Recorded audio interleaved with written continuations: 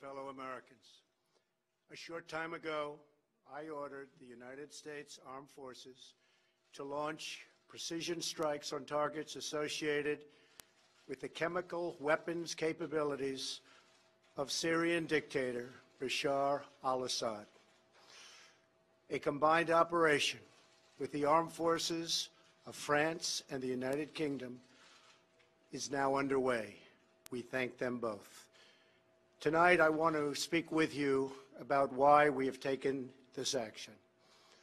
1 year ago, Assad launched a savage chemical weapons attack against his own innocent people. The United States responded with 58 missile strikes that destroyed 20% of the Syrian Air Force.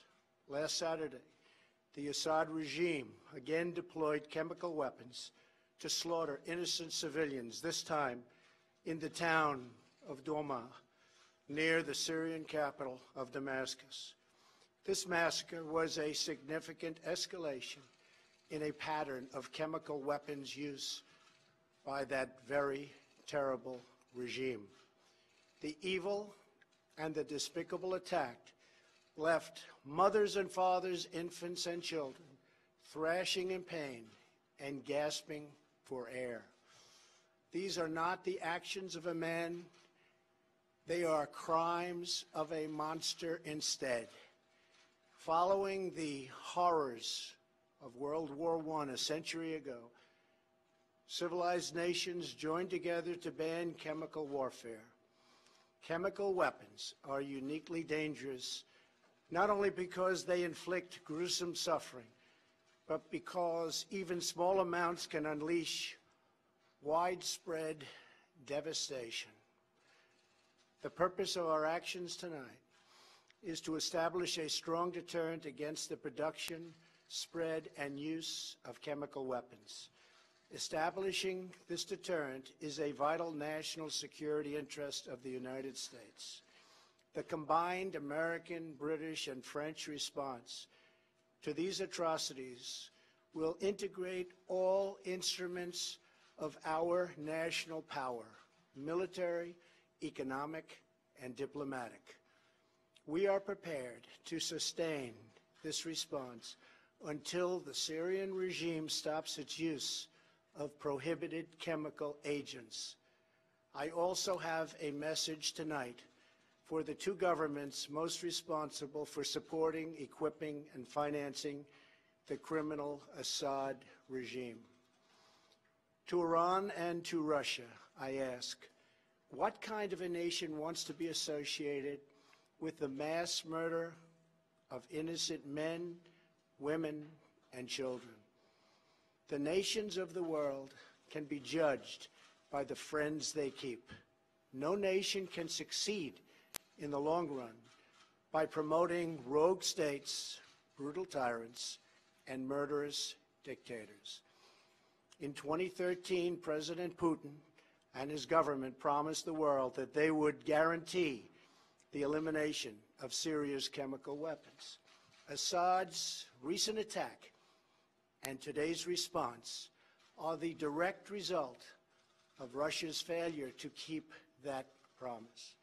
Russia must decide if it will continue down this dark path or if it will join with civilized nations as a force for stability and peace. Hopefully, someday we'll get along with Russia and maybe even Iran, but maybe not. I will say this, the United States has a lot to offer. With the greatest and most powerful economy in the history of the world. In Syria, the United States, with but a small force being used to eliminate what is left of ISIS, is doing what is necessary to protect the American people.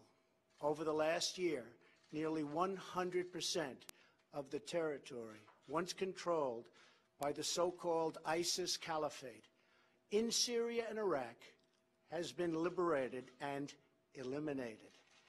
The United States has also rebuilt our friendships across the Middle East.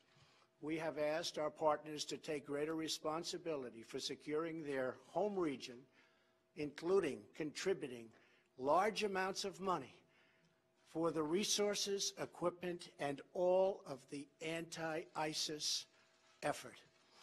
Increased engagement from our friends, including Saudi Arabia, the United Arab Emirates, Qatar, Egypt, and others, can ensure that Iran does not profit from the eradication of ISIS. America does not seek an indefinite presence in Syria under no circumstances. As other nations step up their contributions, we look forward to the day when we can bring our warriors home, and great warriors they are. Looking around our very troubled world, Americans have no illusions. We cannot purge the world of evil or act everywhere there is tyranny. No amount of American blood or treasure can produce lasting peace and security in the Middle East. It's a troubled place. We will try to make it better, but it is a troubled place. The United States will be a partner and a friend, but the fate of the region lies in the hands of its own people. In the last century, we looked straight into the darkest places of the human soul. We saw the anguish that can be unleashed and the evil that can take hold. By the end of World War I, more than 1 million people had been killed or injured by chemical weapons. We never want to see that ghastly specter return. So today, the nations of Britain, France, and the United States of America have marshaled their righteous power against barbarism and brutality. Tonight I ask all Americans to say a prayer for our noble warriors and our allies as they carry out their missions. We pray that God will bring comfort to those suffering in Syria. We pray that God will guide the whole region toward a future of dignity and of peace. And we pray that God will continue to watch over and bless the United States of America. Thank you and good night.